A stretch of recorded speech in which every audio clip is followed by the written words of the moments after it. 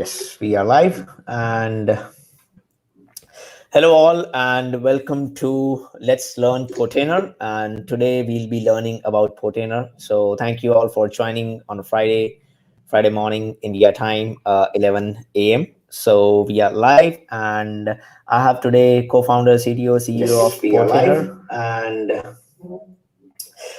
and he is so Neil is there with us today.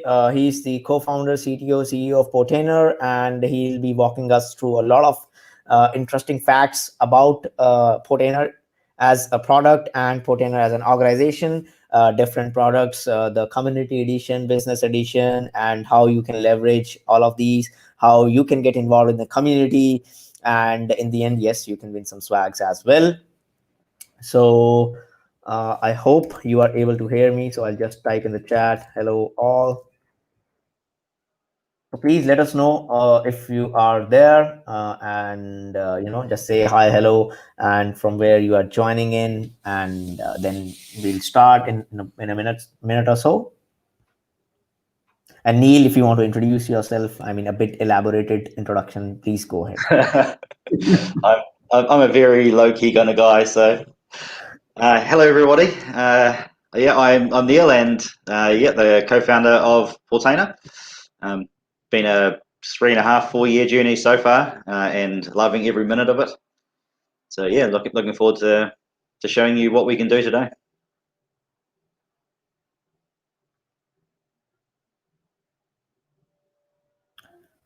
So we have a form that I'll be just posting in the chat.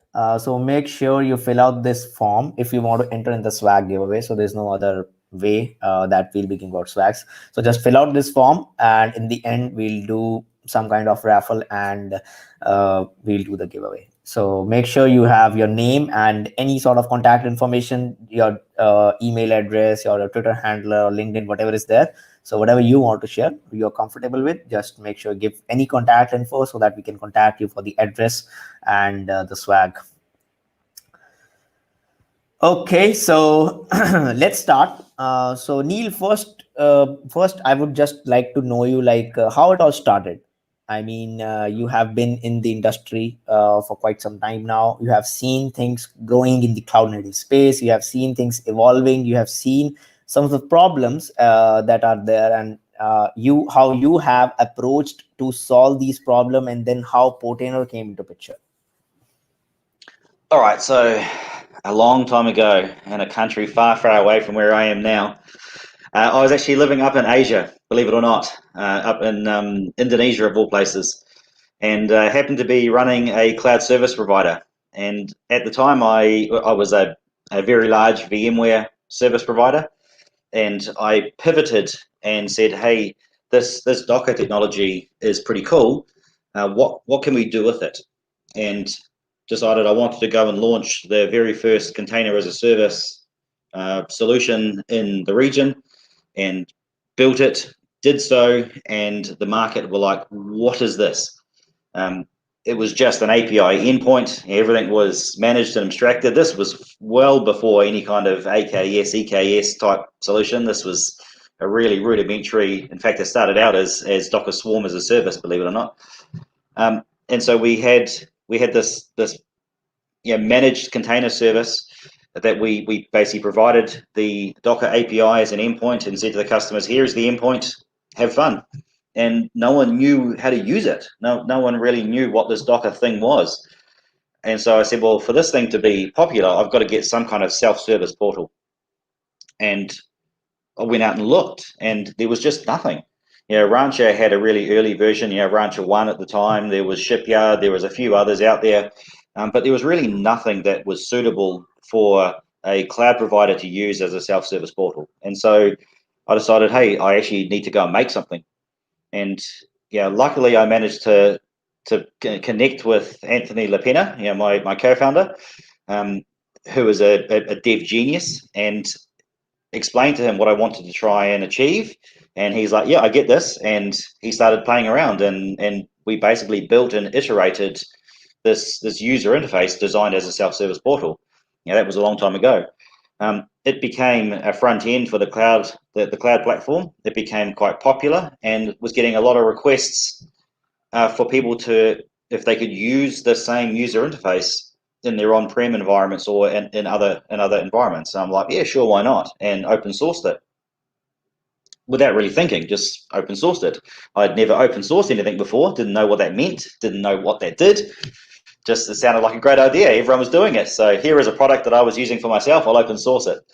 And just left it at that. Within, I don't know, 6 months, by some act of magic, and I still to this date do not know how it happened, we got front page of Hacker News. And we went from nothing to 1 million Docker pulls basically within the space of a week. And I'm like, wow, that was pretty cool. What's this Hacker News thing? This is amazing. But from 1 million Docker pulls to 10 million Docker pulls was literally another week. So that just shows the Hacker News snowball effect. You know, that thing just propagated us everywhere. And once we had that head start, people started to know what Portainer is, and it just became quite popular, and it's really grown from there. So in effect, we built this thing basically by accident. You know, it was never originally planned. It was something we wanted ourselves. We made it available. It became popular, and it just exploded. Fast forward to 2.5, 3 years, and I'm thinking, well, what do we do with Portainer now? You know, this application has become quite popular. It is actually an entity in its own right.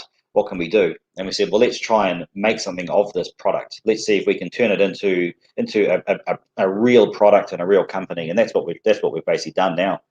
So we spent the last 2 years converting it from a project to a business, and then how can we help this thing get bigger and wider? And from day one, the whole goal of the product has been, how do we make this whole environment easy to use? You know, how having a Docker and a Kubernetes platform that's available is one thing, but letting people be able to use it is something altogether different. It's quite Docker and Kubernetes is quite a complex technology. It's fair to say that the mass market have no clue how to manage it. You know, really, it takes a certain level of intelligence to really understand the nuts and bolts of Docker and Kubernetes. It's quite complicated, and the people who do understand it are quite expensive. You know, because they're limited supply. And our goal has been, well, how do we create a product that can make this technology easier to use? So more and more people have access to it. That's really been the goal since day one. I mean, that's pretty interesting. Like the 1 million pull to 10 million pull journey. That is, I mean, within 2 weeks of this happening really shows that people were really interested in something like that. So I think maybe it happened by accident, but people wanted that. So that's why it is where it is today. So when you say that you open sourced it, and without even thinking that you open sourced it. So at that point of time, did you think that this will be a proper organization, or this will be a proper company Oh, that no. is running? No, I had no idea. At the time it was a project, and it was something fun to do. It was a way that I was learning about Docker. Myself, I had to make the mind shift. I'm an old-fashioned infrastructure guy. I know VMware and I know storage. This Docker thing for me was like, and so I needed a way myself to learn this stuff. And so Portainer for me was a really, really nice and easy way for me to get to grips to the technology, and just open sourced it because other people might find it useful. So it never really started out as to be something, to be an entity. It was just a project.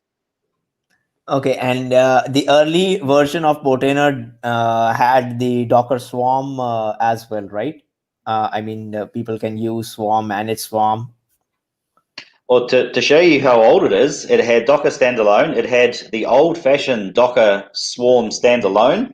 Oh, If you ever installed Swarm as a standalone thing, where it emulated one big virtual Docker host, we had that in it, and then we actually migrated it and supported Swarm as in the Swarm kit. So we've had both versions of Swarm supported and Docker standalone.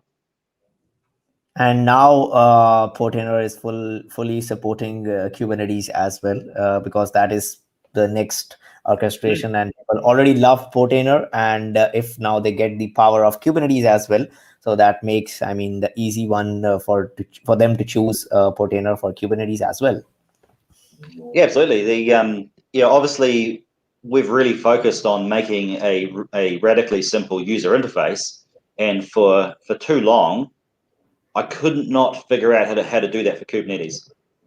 I could not find a way to make Kubernetes easier to use because it was such a highly dynamic API environment. It was a very, in the earlier versions it was far too challenging for us to try and simplify it, and so we kind of just let it sit. And as Kubernetes matured, it got to a point where we were like, okay, now we can actually do something with this. Now we can get in there and understand the rules of Kubernetes, know what's possible, know what's not possible, and start to use the same intelligence that we have in Portainer for Docker against Kubernetes.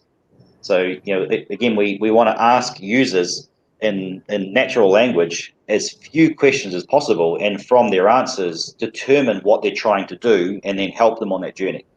And once Kubernetes crossed over a magical point and became relatively stable and predictable, then we could actually enter it. So it took us about 9 months worth of research to figure out how to simplify it, and then a further 6 months to develop it, to develop the front end for it, to get us to our CE 2.0 version, which we launched for 1st of September.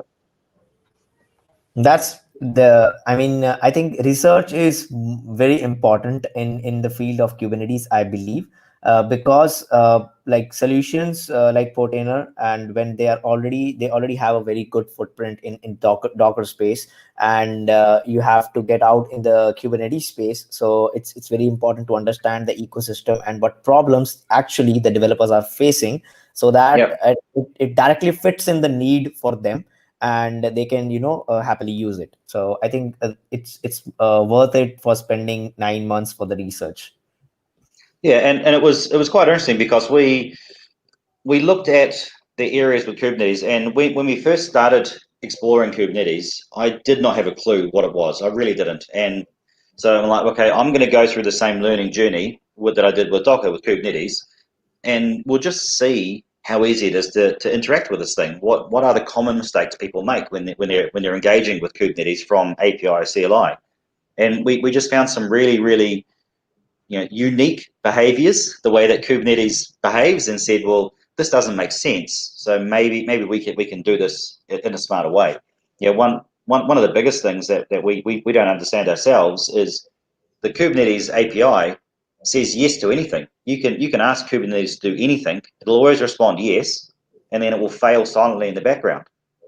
And we're Yep. like, well, why is that? So Portainer, we're different. We will not let you submit a task to Kubernetes that we know will fail.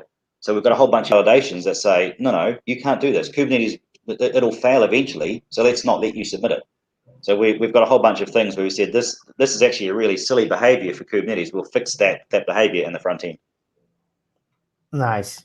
So Suman asked this question: does Portainer supports only containers with Docker runtime, or supports other runtimes such as Cryo, Podman? It depends which endpoint you're talking about. If you have, so when you run Portainer, we support multiple different endpoints, and an endpoint is just a cluster or a server. So we have our Docker endpoints and we have our Kubernetes endpoints.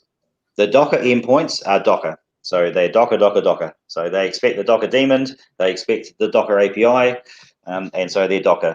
It may or may not work with Podman and the new Docker API emulation mode. It may or may not, but the Docker one is Docker. The Kubernetes endpoints, we are talking the Kubernetes API. The runtime that Kubernetes uses to us is not relevant. We're not talking Docker. So if you're managing a Kubernetes endpoint, the runtime can be anything you like.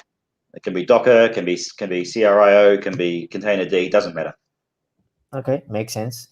So why not let's show something to the community, like how Portainer looks like and how we can use it on Kubernetes. And so let me just share the screen. So I already have a Civo cluster running, and we'll just install Portainer. Let me quickly do that. Okay, so it's done. Now let me share the terminal. So I will share my terminal window. Okay, so what we have is kubectl pods.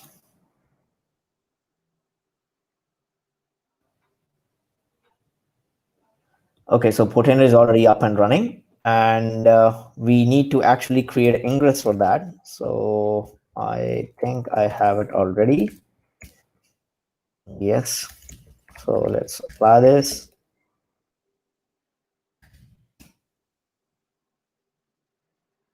And let me now just open this. I'll share the screen only when it's running, else I will not share. You'll notice Portainer is pretty lightweight. Yeah, Portainer itself, the Portainer container, it's tiny, like 10 megabytes of RAM to run it and a fraction of a CPU. It's really lightweight. Yeah, so it's already up and running. So now I already have Portainer. So let's choose a password. And just before you click create user, let me just explain something here as well, because we get asked often. You see down the bottom left there, allow collection of stats, the little tick box. So this is our anonymous usage collection. So we use Matomo, which is a GPDR compliant analytics engine. We used to use Google Analytics, and our community hated us for that, and so we've dropped that and switched to Matomo. Crystal clear here. Absolutely nothing about you as a person or even your organization is collected. All we collect here is information on which pages you open and how often. So it's just completely anonymous data, so we can try to determine which features of Portainer are used the most. So just crystal clear. Obviously, users can always click on the privacy policy, and you can always turn this off later in settings. But just be real clear on that. 100% anonymous. Okay. So that thing over here is only about what all pages you visit inside Portainer, so that you can make those pages more feature rich. Correct. Cool. So this is ideally when the first time when I just create a Portainer instance and I try to log in, and this is first I get, then I create user, and we get these options. So we have Docker, we have Kubenetes, and we have agent that we can connect. So Neil, can you explain these three? Yeah, so Docker is as if it was running on a Docker cluster or a Docker node. Kubernetes is again a local Kubernetes instance, and this is talking directly to the Kubernetes service in the cluster. And agent is if you are managing a remote cluster. So let's say that you wanted to go and manage 10, 20, 30 more Kubernetes clusters out there or Docker clusters, you click agent, and the agent is running on those remote environments, and you manage it from this one instance. So in your case, it'll be Kubernetes because it's a local instance. Okay, so it's Kubernetes, and I'll try to connect, and we get few other options. So we allow users to use external load balancer. We have ingress controller that we can add, and we can enable features using the metric server, and also the storage. We can disable the storage. So like this cluster is already having a local path. So whatever storage is available, it displays over here. Mm-hmm. Yeah, okay. This is basically reading all of the Kubernetes storage classes and presenting them to you as the administrator, because you have set this up, you are the Portainer administrator. So we are asking you, what would you, Mr. Administrator, like your users to be able to see and do within Portainer? So just because you have a particular storage class installed, you may not want to present that to your users, so you can keep it turned off or turn it on. So you go through and turn that on. Same with load balancers. You may not want your users to be able to use load balancers because it costs you money. Okay. So well, hang on a second. Every time they deploy a load balancer, it is $10 a month. I don't want them to do that, so turn it off. So within, I think it didn't even took a minute. Yeah, though we were explaining things how it's working, but ideally it just got installed and it already has our cluster imported with Hmm. the few of the information that is written over here, the RAM, and it is directly, I think, talking to the Kubernetes API. The version is there. And so basically, when we say Kubernetes, so it works with any Kubernetes. So it's as of now, you can see it's already a K3s cluster, so it's running with K3s also perfectly fine. And that's how it looks like. And you have your clusters, dashboards, resource pools, applications. So Neil, I would hand over to you because you had something additional to show over here.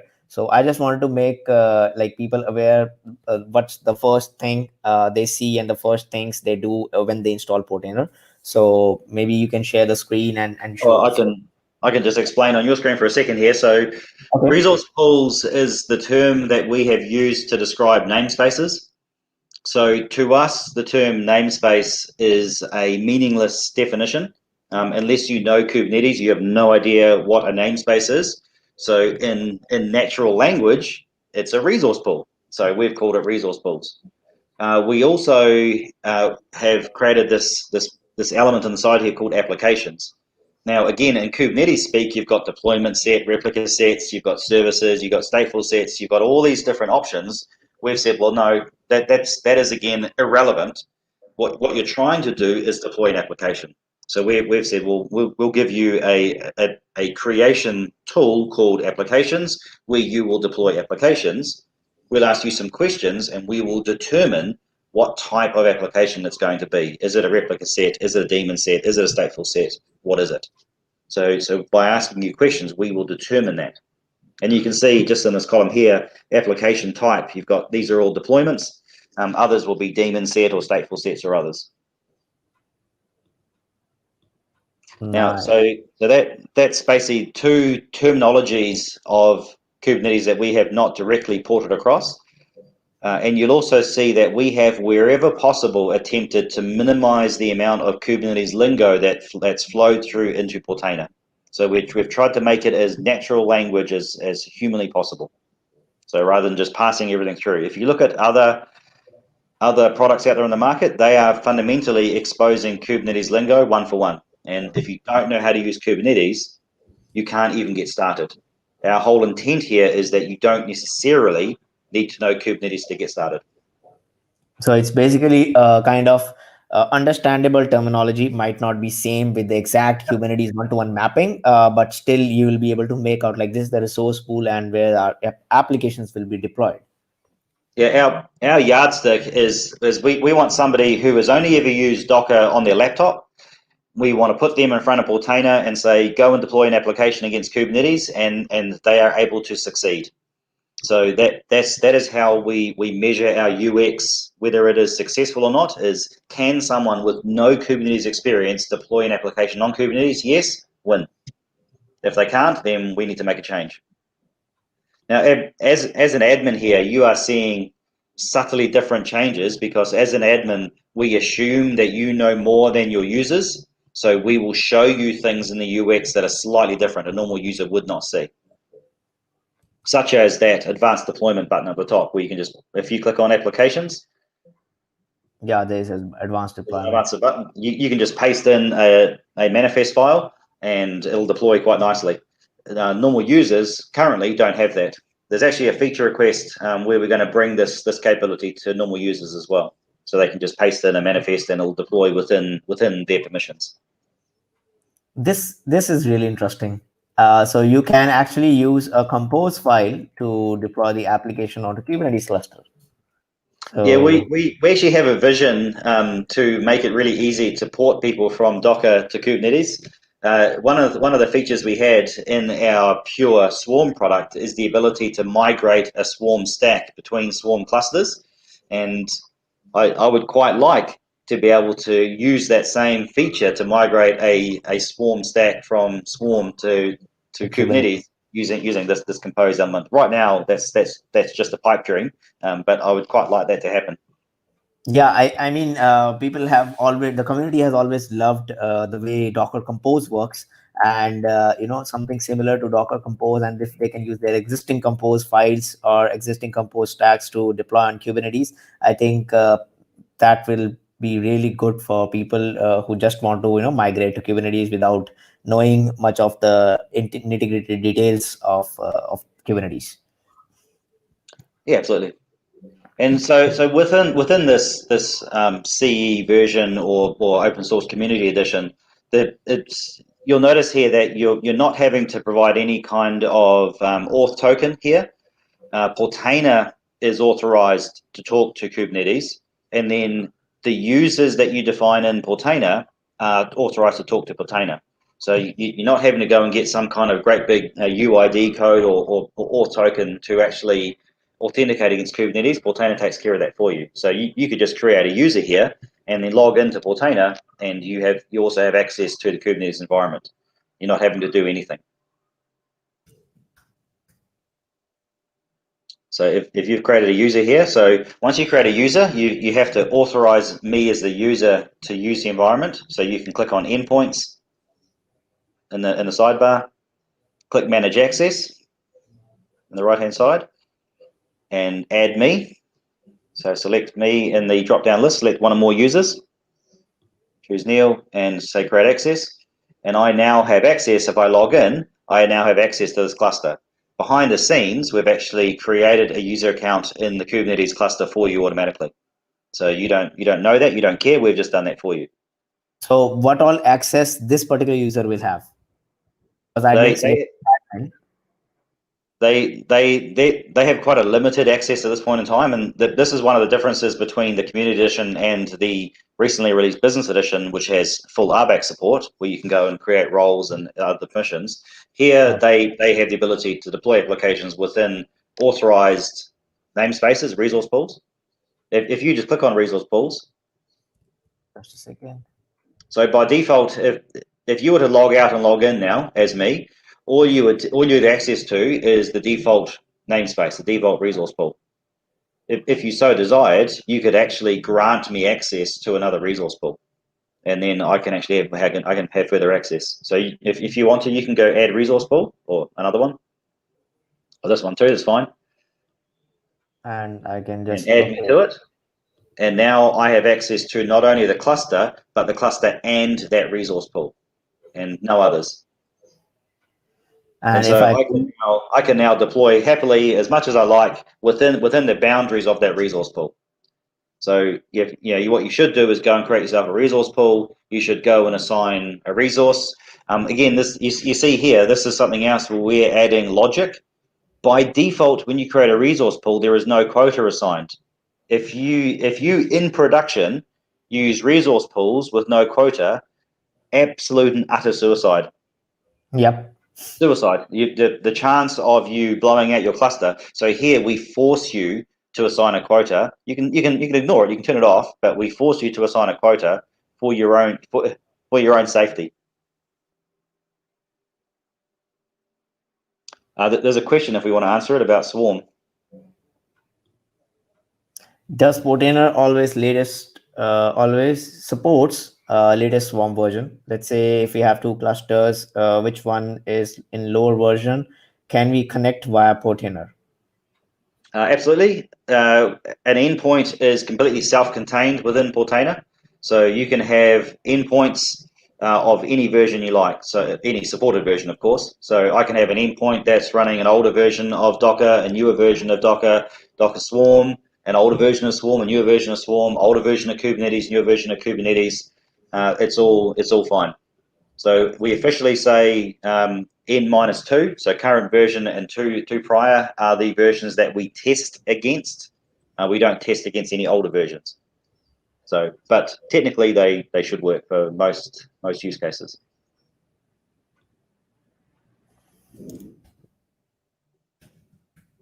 I hope I remember the password. Yep. So yeah, but if you logged as me, also you'll notice there in the sidebar under settings, you have none of the other settings anymore because you're now no longer an administrator. So you can see there are the resource pools that you've granted me access to. I can't see any other resource pools. I, as a user, cannot make any changes to that resource pool. I am now a consumer only. So I can deploy applications, but I can't make any changes. You see there, the advanced button is gone. Right. Yep. So we're basically saying, well, now as a user, we're going to give you a far simpler user experience, one that's going to be easier to understand. Yes, so basically, the segregation can be happening on the resource pool. You can segregate team by team, so you can give different team, different resource pool access, and with the quota, and they can do it for their experimentation, for maybe dev purpose, staging purpose, and all these. Yeah, correct. You can basically put users into teams, and you can assign teams into resource pools, or you can assign users to resource pools directly. As long as the user has access to a resource pool, they can deploy into that resource pool. And registries also only the admin can add. Only the admin can add, yes. Okay. And because the admin also has to assign access to the registries. Right. So Right. and again, the cluster, you can view it, but you can't change anything. Volumes, you can see the volumes linked to your resource pools, but no others. Configurations, you can see the configs and secrets linked to your resource pools and no others. It's basically, as you'd expect, full isolation. So you can only see what you are entitled to see. You can't do anything else. Yes, and even we can create only in the resource pools that we are. Correct. So the actual the drop down box will only show you the resource pools which you are currently entitled. So nice and safe. If you just log off and log on as admin again, I'll show you something else. So even as the admin, we are trying to protect you from making mistakes. So if you just click on applications, you should notice that there are no applications there related to the kube cluster itself. If you click on table settings as an admin, and they're on the right hand side there, down This one? tables down. Yep, there you go, and do show system resources. That will now show you all of the protected system resources. These are the ones that are dangerous. If you delete these, things break. So we, inside Portainer, have marked those as read-only. So even as the administrator, we will not let you make changes to resources that we consider dangerous. So I think this, saying, yeah, if this is you really touch good. those, you'll break something.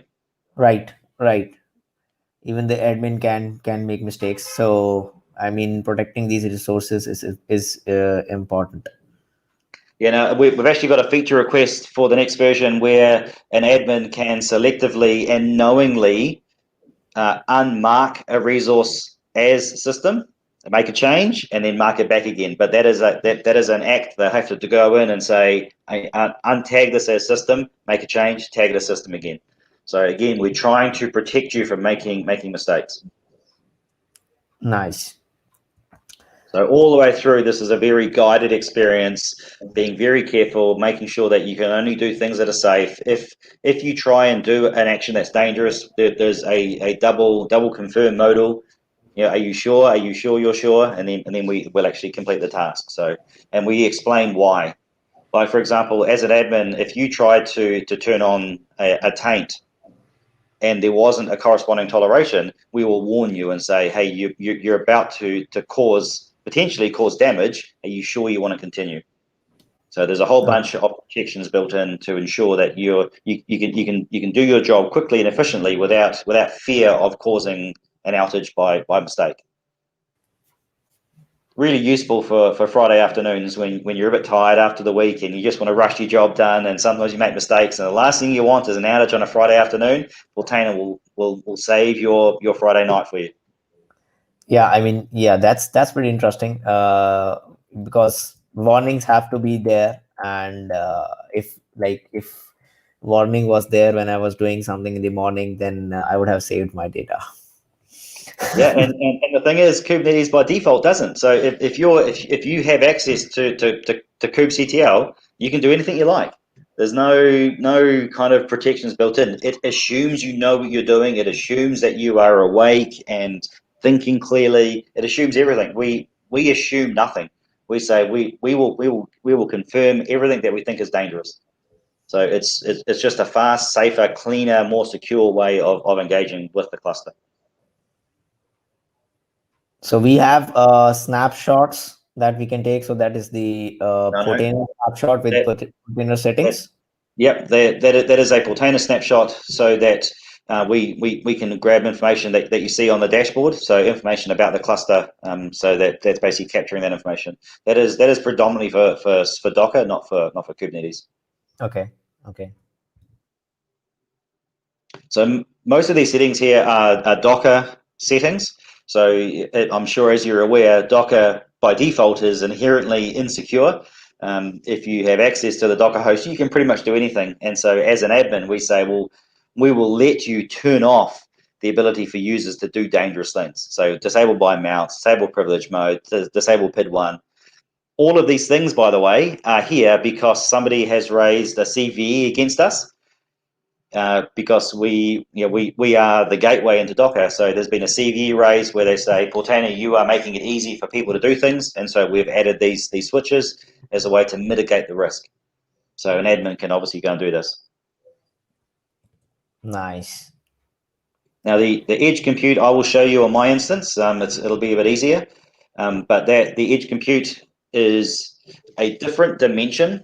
That is, if you are managing remote Kubernetes or Docker environments out there on the internet or anywhere, to be fair, and they're on unreliable networks, they've got high latency, or they're on a 4G connection that you can't port forward, you've got NAT and NAT and NAT, you can use our edge agent, and the edge agent establishes a secure tunnel from the remote environment back to Portainer, and then we can manage those as if they were inside a data center. And then when we turn on edge compute features, we have additional capability to manage these remote devices as a batch. Now, if you've, I know you've spoken to Darren, so you'll be familiar with Fleet. This is basically Portainer's version of Fleet. So it lets us manage 25,000 actually remote clusters from within the one Portainer instance, and you can batch deploy applications across them. Okay, so you can actually deploy. So it's a similar behavior. So you can deploy the application across all the clusters that are registered with Portainer. Correct. So it's basically a standard compose file. So you say, here is my compose file. I want to deploy this compose file across all of these endpoints. And I'll show you on my instance because that's a bit easier. But we basically go and create dynamic groups of endpoints, and we say deploy this application to this group, and any edge endpoint that has this tag, we'll get the application deployed upon it. Okay, so we have a question from someone again, like how does Portainer stores the data, config data, and does it maintain a highly distributed database, or does it use etcd as the config data store? Okay, so right now, Portainer is not HA. So Portainer basically has a single persistent volume. So when you deploy Portainer, in your case on Kubernetes, it is doing a PVC claim, and it has a persistent volume. If you click volumes, you'll even see it there on your screen. Yeah, I was just showing the terminal. Actually, okay. You don't need to use the terminal. You can do it all in Portainer. Yeah. Okay. Yeah. We like to say that the command you use to start Portainer is the last command that you'll ever have to use. So again, click on table settings, and then show the system. Then you'll see Portainer. There we go. Yeah. So if you click it, you'll see that it is a persistent volume, and it is 10 gig in size, and so we've got a claim against it. So this is basically using your local path driver and has made a claim to it. And so if that goes away, then obviously Portainer loses its data.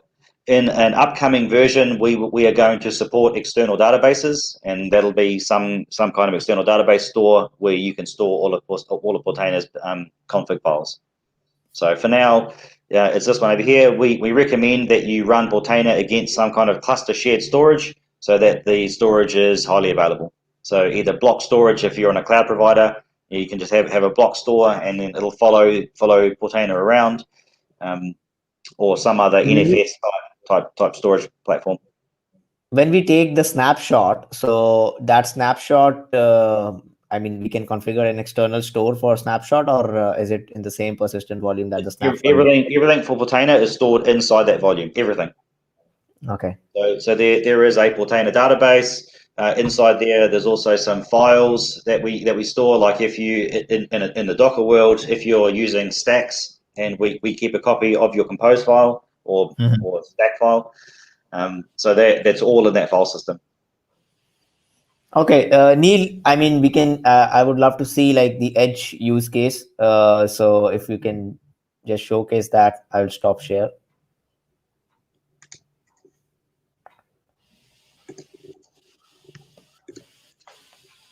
Edge is the hot topic right now. Indeed. Right. So I here have a Portainer instance. Can you see that? Yep. Yep. Okay. This happens to be Portainer Business Edition, but this is actually not relevant. It's the same feature as in the CE version. So as you can see here, I have added an edge endpoint. Now this edge endpoint is a Docker endpoint. It happens to be my laptop. This instance here is running up in the cloud. This laptop here is running on my machine here in the office. Now I can click on this endpoint, and you see this is now raising a flag in Portainer that says, hey, edge endpoint, I need you. The edge endpoint is checking in with Portainer every so often saying, hey, do you need me? Do you need me? Do you need me? Do you need me? And when it sees the flag raiser says, yes, I need me, it actually opens the tunnel. So this now has opened a tunnel between my laptop and the Portainer instance, and I can now manage this machine. Now, as you can see, this is my machine, Docker desktop. This is my private IP address. This instance up here is running in the cloud in Singapore. So these two are not connected in any way whatsoever, yet I am able to manage it correctly, and I can deploy an application, do what I like. All right, so this is what the edge agent does. If you have an edge agent, you can come and turn on these settings, save settings, and you see a new sidebar is shown, edge compute. And this lets you do, basically the main job is deploying an edge stack. So again, edge stack, it's basically a stack file, but you need to have an edge group to deploy it upon. So if I go edge groups, add edge group, I am now creating a group of edge endpoints. Now I can either have it a static group, so I can say Neil's, and I can say I'm going to add Neil's laptop to the group, like this. This is a static group, so that's a static group.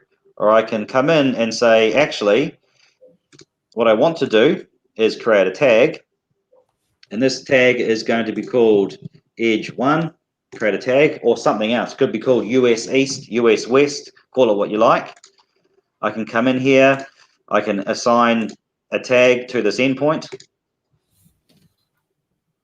And now if I go to edge groups, I say I want to create a group, and I want machines. See down here, there's no endpoints. I want machines to be added to this group that have this endpoint, that have a tag edge1. And you see here, it's automatically added Neil's laptop to it because Neil's laptop has the tag associated to it called edge1. So this can be a really nice dynamic way of creating groups automatically. You just simply assign tags to your endpoints, and they'll be placed in groups automatically. Again, imagine if this was US East, West, could be Americas, Asia, and you basically start to give yourself any kind of organizational structure here that makes sense. And as you are tagging your endpoints, they get put into the groups automatically. So we can, so whenever we create a new one or add a new endpoint with a specific tag, so it automatically gets grouped with this automatically. tag. Okay. And even better, if I have deployed a stack, and if I just say, version 3, and basically say I want to add it to edge1, the dynamic group, and just call it test1. This is going to fail, but deploy. This will now go and try and deploy this stack against all of the endpoints in that group automatically. Here you go. So this one is pending. So it says, so one of my endpoints has acknowledged that it needs to deploy the stack, and it's failed because again, that's not a valid file. But automatically now, if I was to add right now another endpoint and add another edge endpoint and add it to and tag it with that tag, instantaneously, this would say there'll be one more new, and it would try and deploy it. So Okay. you don't do anything. So you can go and define all of the applications that you need to run, and you just add endpoints, and it will automatically detect and then push the application out onto those endpoints for you.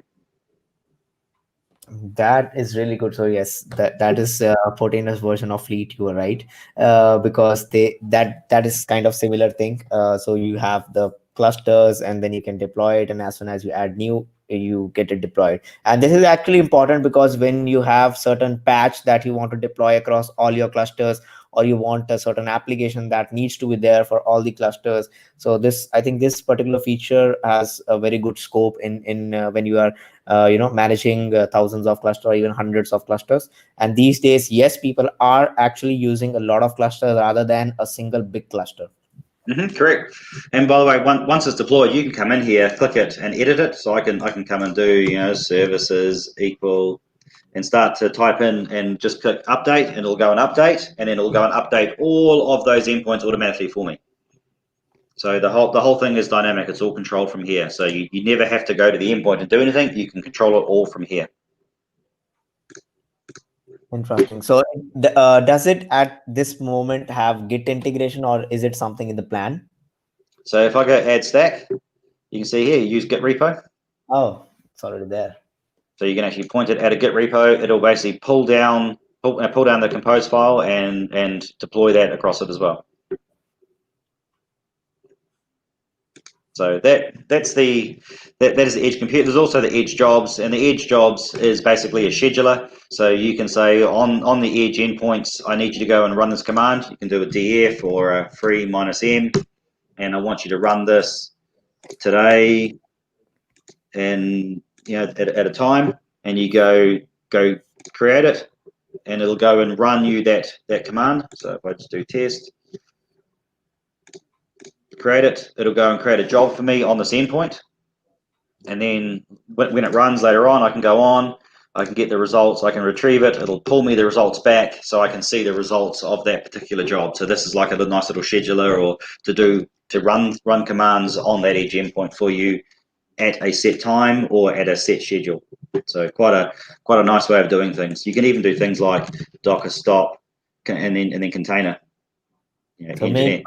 just like any script, if you want to run a small script at a particular kind of cron job, that we can schedule directly from the Portainer UI. Correct, and it'll just go run it again against the endpoint that you've selected. Yeah, I think it eases out a lot of things for that a developer can do directly from the UI, and they do not have to log into any of the terminal shells after they have the Portainer instance and the username password. So I think that's really right. Can Portainer deploy the application without writing the YAML files to Kubernetes? They can. If I just switch back to the Kubernetes cluster then. So we like to say, and we're kind of a bit radical here. We like to say that you don't actually need to know YAML to deploy using Portainer. So you can come and go add application here, and I can completely ignore any kind of YAML here and just deploy. So I can say I want this to be a test, I want it to be Nginx, I want to throw it in just the default resource pool if I want. I can add an environment variable, test equals true. I can persist some data if I so desire. I've got this one's on DigitalOcean. I want to make it 10 gig, and I want to do /data2 or data2. I should do type. I want to limit the amount of memory to 1024, and I want to give it 1 CPU. And I want to place this on node ID, whatever it is, or these are terrible node IDs because it's just random DigitalOcean node names. But here we go, just on this node here, so I can start placement constraints, and I want to expose it as a load balancer. and I want to expose port 80, and I deploy. So here we have automatically determined whether this is a stateful set or a replica set. We've determined that you need to persist, and we've also now basically deploying a load balancer. So I've not here needed to do anything at all, and I'll click deploy. I've not here needed to do anything here with YAML at all. So I can come in and I can see the status. So you can see it's waiting for the load balancer to synchronize, setting up the replica set. So we just have to wait for it to continue as it's going through. Load balancer is pending. So we just have to wait for it to complete. It takes a little while when it's in the cloud provider land, but this will eventually come and start. And I've not needed to write a single line of YAML. If I take another example, like I've got Ghost here just on Docker Hub. If Docker Hub is still a authority for images, it's very, very rare when you come to Docker Hub that you'll find any kind of kube manifest. There's just none. So you'll get instructions about Docker run command. If you're lucky, you'll get a compose file if you're lucky. But you very, very rarely do you ever see here a manifest file or any kind of mechanism to deploy this. And just from here, there's enough information just in this one command line. There's enough information for me to be able to deploy this on Kubernetes with Portainer. So again, I come back here. I can see the image name is Ghost 1 Alpine. I don't really want Ghost 1. Let's use the current one. So the image name is Ghost. So I come back and say add application. Ghost. The image name is Ghost. I can come back and say, you see, I want to expose port 2368. So I can come down here to the bottom here and say I want cluster or load balancer. I can say I want to expose port. So it's container port 2368, and we'll just do 2368 as well. We don't have to. You can do anything you like. I can see here that I want a URL, an environment variable. So URL equals this, if I so desired. This isn't going to work because obviously we can't access our local host, but I can go to environment variables, URL. So you can see here I'm able to do a lot of stuff here without knowing anything. If I want to do persistence, so I think down here is an example of persistence. I need to persist some data. I can do the same thing as well. So from here, I'm able to go through and answer the questions that I need to deploy this environment without actually having to know any YAML. I've not had to go and fire a notepad and try and write a YAML file. I've not had to do anything here. All I'm doing is looking at this Docker Hub entry and saying, okay, from this I can understand what goes where. I know what ports I need to do, and so off we go. So it's a really, really nice, easy way of doing things. Yeah, I think this particular feature would be really interesting because when you say that Portainer is easing out on the developer experience and for making them focus directly on the code and not to the nitty-gritty details of where they are deploying and how they are deploying. So you get a Portainer instance and a username password. So you log in and you have your application ready. So you just define the ports and whatever the persistence that you need and all those things, and whether you need it as exposed as a load balancer or whether it should be a cluster IP service, and you don't have to create anything else. So that's interesting. Yeah, and you see it's come up as a deployment. You can see placements. Where are there any constraints here that are stopping this from being placed anywhere? So there's a whole bunch of stuff that you can do here. And if I just remove this one and I'll go back in and show you something on the settings. Let me just turn off this edge compute so we get more screen real estate back. So in the cluster here, so I can actually come into a node, for example, again as an admin, and I can start to do things at the node level. So I can go and add more labels. So if I want to say run here, I can go and add a label. If I want to add a taint, I can do so. So if I want to taint this particular node and what effect am I going to have on this taint, I can do so. And this simply updates it. So update node. So I just created a label there called run here. go back to applications, add application, and again, if I go to placement, you see run here. So this will now only run on nodes that have run here as a tag. So it's just a really nice and simple way. This is basically a really nice way of using of defining where application runs without having to worry about taints and tolerations. We're not using taints and tolerations for placement rules here. That's far too complicated for what's needed. So we're simply saying only run where you find these tags. So the default tags or tags that you as an admin self-define. And what about the multi-container pods if we want to have multi-container pods? So, yep, let me see if I have one. I may or may not have one here. Okay, so here, see here, just here says +1. Oh, yeah. +1. Yes. So if I click on it, you'll see here. So we've got them down here. So they're not. So there's basically on the one host you got multiple containers running. So this is a multi-container pod here. And that console option that is there at the bottom with the container, so it gives you the access to the console within the Portainer UI.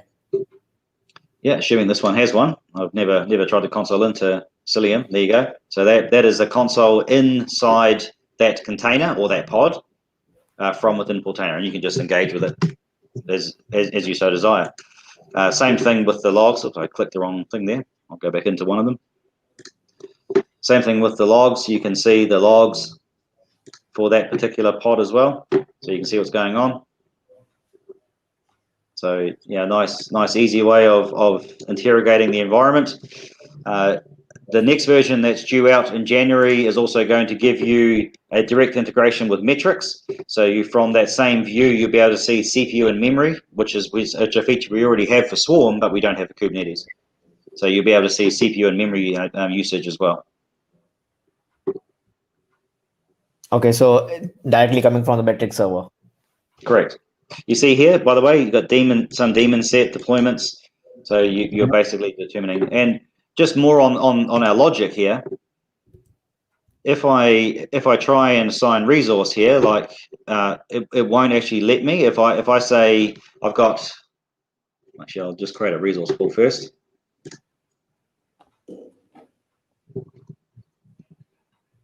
And let's say I want to give it 2048 gig of RAM and 1 CPU, and create it. By the way, you see here this load balance quota and storage quota. This is a business edition feature. You can actually quota the number of load balancers that can be deployed and the amount of storage that can be deployed. So that's a business feature. That's not in the community edition. So I've created that resource pool called limit.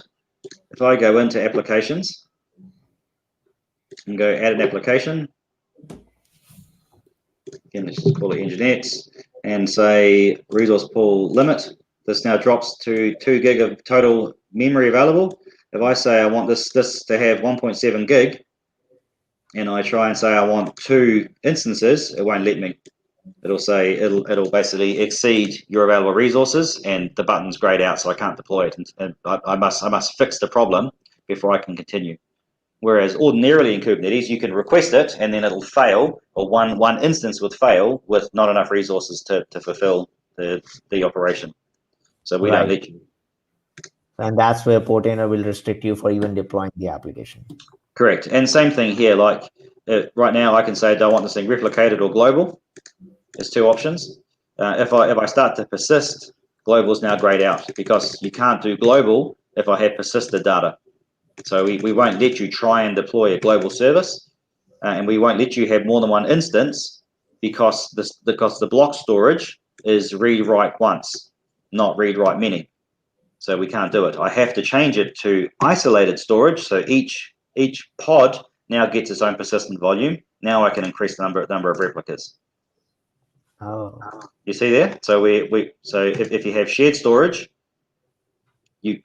And the shared storage is read write once. We won't let you have more than one instance because it's not allowed. The storage does not support it, so we won't let you. Then Kubernetes will, and then it will fail. We won't let you because it's just wasting your time. Why let you do something that'll then fail that you have to go triage? Why? Correct. So basically, deploying without YAML is possible with Portainer. It's more than possible. It's so feature rich. There's very little that you need to compromise on here. So very few people would need to learn YAML here. There's maybe the administrator, maybe one or two others in an organization, but the vast majority of users can get away quite happily doing even the most complex of configurations without knowing a word of YAML. If I come into a resource pool and let me just say on this limit one, I will actually enable ingress. So I can turn on ingress, and it's example.portainer.io. Update it. Come back into applications. Add the application again.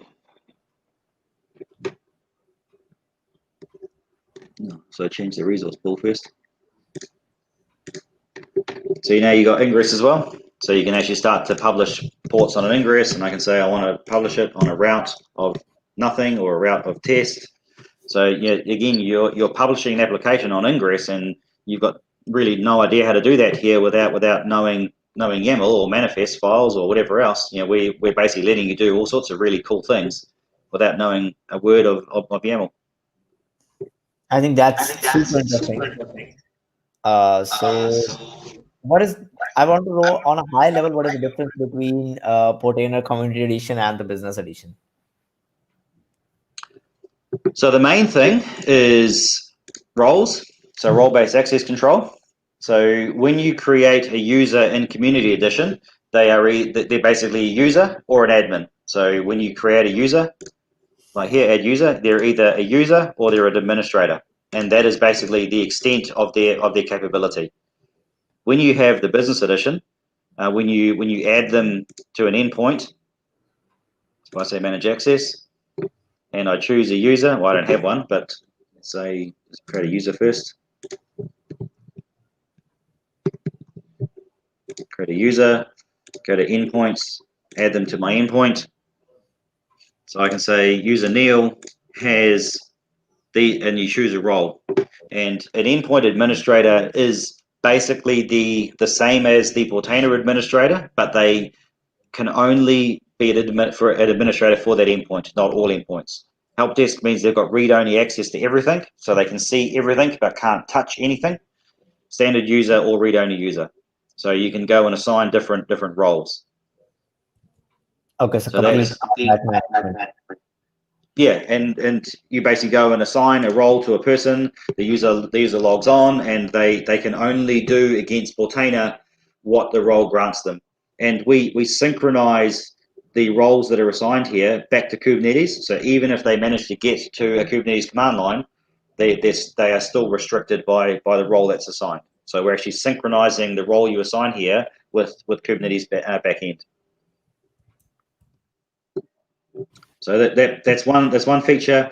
The other feature is the external authentication. So inside Community Edition, you have internal LDAP or OAuth. Okay, but what we've done here in the Business Edition is, unlike the Community Edition, which just has custom, and if you don't know what you're doing, it's quite complicated, we have actually pre-configured Microsoft, Google, or GitHub. So you just have to enter the bare minimum of settings, and it's nice and easy to set up. And same with Active Directory. If you have Active Directory, you can add in your controllers, and we have configured everything for you to make it nice and easy, so you can connect Portainer to authenticate your users from Active Directory. So this is just simplicity. Now, just to be clear here, we're not taxing you for security. Active Directory and OAuth are in the Community Edition. You just have to know what you're doing because you've got to enter in all of the details. So this is about making it far simpler for you to go and configure things automatically. And the other one is registry. If you add a registry, if I just say test, it's not going to work, but if I add it, you've got the ability to browse a registry and engage with the registry. So you can browse a remote registry, you can tag and retag images, you can directly engage with the remote registry.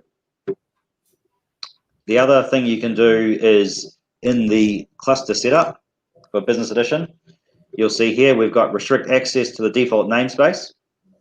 So by default with Kubernetes, anybody who has access to the default namespace.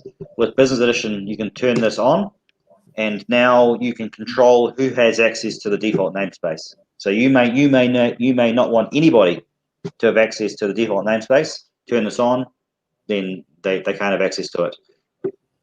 The other thing is resource overcommit.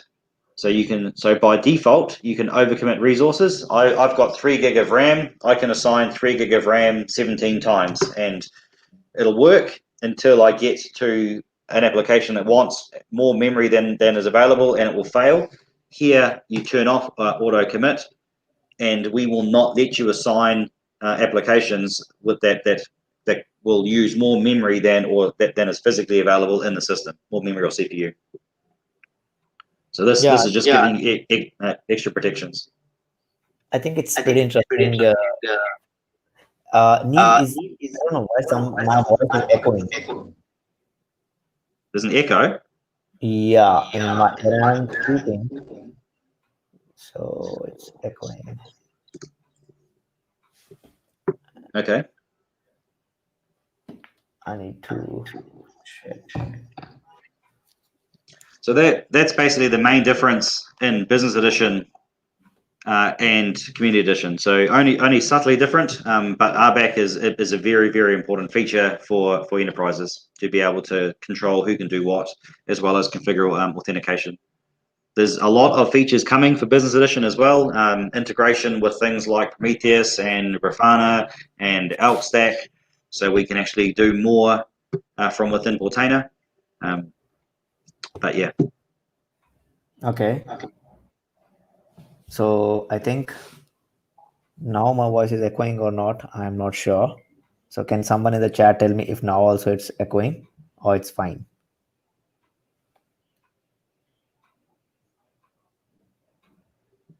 Did it just start echoing, or has it been echoing for a while?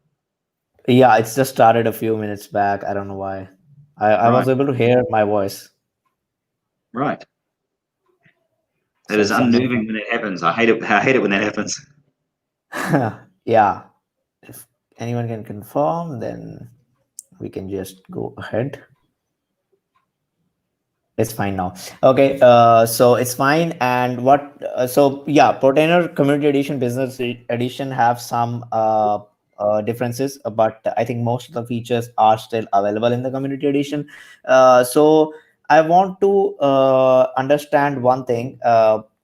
What is the vision now for both of them, like where Portainer is headed for the Community Edition and for the Business Edition, and what you envision the future of Portainer? Okay, so the future for Portainer has 2 elements. For the Business Edition, the features that we're looking at is to try and create or try to make Portainer what's known as a manager of managers. So one thing I hate more than ever is having to go into multiple tools to manage my environment.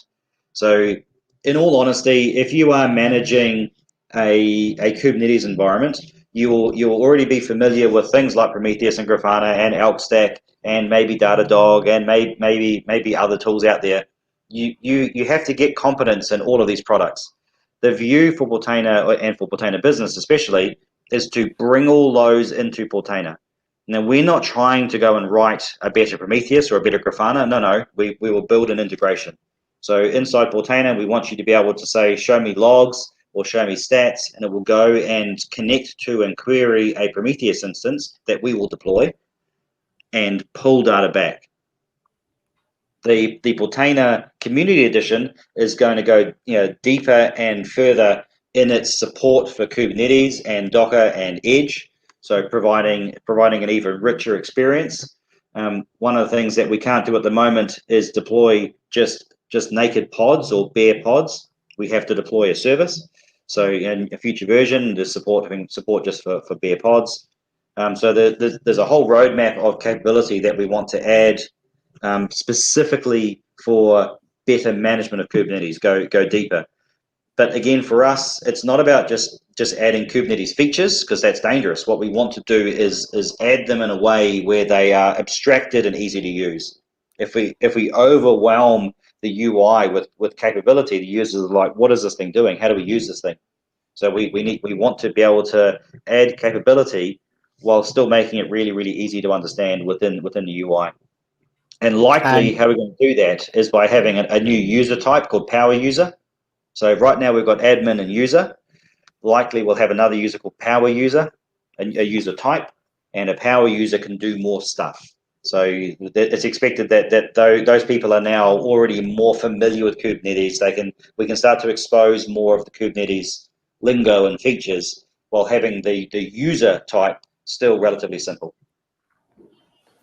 okay, so basically, this per community edition also has a lot of roadmap and a lot of vision down the lane, and how the people who are watching, they can get involved. I mean, what are the different ways they can get involved in Portainer and shaping it up better? Because in the end, yes, community is using, and there are people who would like to contribute code wise, documentation wise, and helping other people in the community. So what are the different ways that where our community can get involved? So we get the most value out of the community involvement through feature requests. So yeah, we really, really value people telling us what we're missing. So inside our GitHub repo, opening a feature request and saying, hey, you're really missing this capability. And then what's even more important is people upvoting features that they think are there. So if someone opens a feature request, if it's just one person, we don't know if that feature request is for that one person or whether many people want it. So we really encourage the community to get into our backlog of feature requests, look what's there. If you agree with some of those feature requests, get in and give them a thumbs up. So that way we know. Because what we do is every single month or so, we look at our backlog and say, which are the most upvoted feature requests. Those ones are more than likely going to make it into the roadmap. If there's just a feature request from one person, it's hard for us to tell. We will still look at it and analyze and say, yep, it makes sense, we'll add it. But the more they upvote feature requests, the more likely that these features have of making it into the product. Also, helping each other out when they need support. Support is actually quite a big, not burden, but load on us. So our Slack channels and our Discord channels and all of the other channels that people engage with us, they're quite heavy in questions. So help each other out. You know, that's why it is a community. Help each other out. If someone's asking a question and you know the answer, don't be shy. Help them solve their problem. Because if you don't, then it requires us to do it as well. So just help each other out. So they're Yeah. really the two main areas. Can you post the Discord link and the Slack link as well? We can just share it with the community and people can join. Okay, and you can actually, let me just do. I think Bala is also there in the chat. So Bala, if you can So share those here, links. if you go to our brand new website, which we launched on Thursday morning, so I'm assuming you can see this. So in the brand new website, you can actually go and see community support. And if you go in here, you can see here's the invite to join Discord. Here's the invite to join us on Slack. So these two. There's also the link to our doco. So the documentation has been completely rewritten.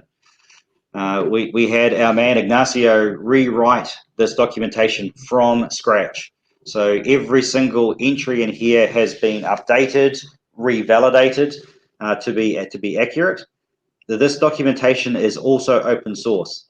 If you find an issue with it, feel free to help us fix the problem. So if there is a typo or something doesn't work, tell us about it and we will fix it, or even better, help us fix it. Submit a PR to fix the broken document, and we'll merge it, and we will thank you greatly for it. I think that's amazing. So we have Portainer Community Edition, and we have the support for that Discord channel, Slack channel. So make sure you join them and help each other out in the community, because that's what is most important.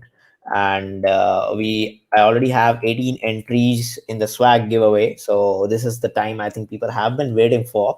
And I hope you learned, first of all, you had the motivation, like why it was created and how it was created, because that is more important. So if you see a problem out there, or if you are trying something different, it might turn out to be a complete organization. You never know. So Mhm. that's what happened with Portainer. So Portainer got a really good success because of the problem that was trying to solve in the developers world when the containers was just getting started.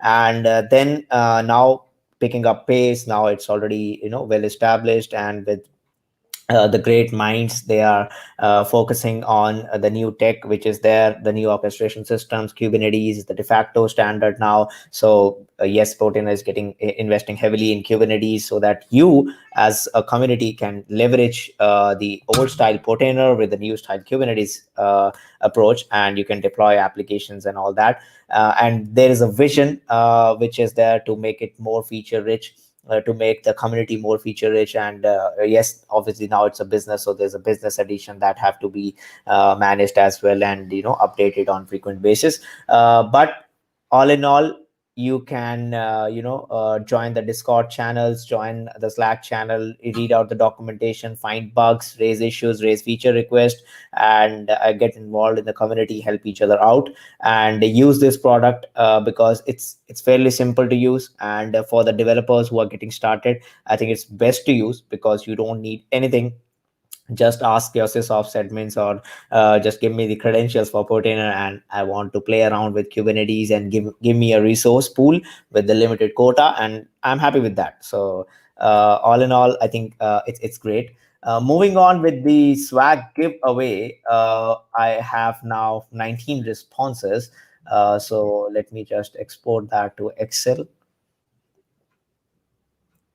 Yeah, so Neil, what we'll be doing is we'll be doing. So Neil was generous enough to do the giveaways for the community. And first of all, thank you, Neil, for coming in here, sharing the Portainer journey, and sharing the product insights, some of the cool features, the application edge, the endpoints, and whatnot. So we have gone through, I think, tons of features on Portainer. So people, you can actually go out and write the blogs as well if you want, because we have discussed a lot of features. And uh, thank you, Neil, for coming in, and for giving the swags as well. So what I want from you is to just tell me five different numbers one by one, and I can just tell out the names which are there in the list in the Excel, and those are the winners. Okay. So between what 1 and 17, right? 1 and 19. 1 and 19. Okay. So let's go for number 3, number 7, number not. How many do you want? Number 9, Just hold number on, because I won't be remembering. So it's 3, 7, 9, yeah, 14, 14, one and more, 17. 17. Okay, so we'll do 5 today, and these are the numbers. Now I'm getting out the name. So number 3 is, where's the list? Okay, 1, 2, 3. Bala. Okay, cool. I think you already have a Portainer swag. Okay, but Draw, so Bala is the first draw, winner. draw another one, but Bala shouldn't get it. Okay, so then we have 7, and 7 is Mukul Maheshwari. So congratulations, Mukul. I'll just write down in the banners as well, actually. So we have Mukul, and then the next number is 9, and number 9 is Suman. So Suman Chakraborty is the next one, and the next one is 14, and 14 is Ramesh Mishra. So Ramesh, and the next one that we have is 17. So 17 is Kuldeep. So Kuldeep, you are number 17. And so do we do another one instead of Bala? Sure, 19. Oh, okay. The last one is Sandeep. So Sandeep also gets. I'll save this and I'll show this. So congratulations, Mukul, Suman, Ramesh, Kuldeep, and Sandeep for getting the swag, and thank you all for joining in and hearing it out on a Friday morning India time, and wherever you are joining in evening or night times.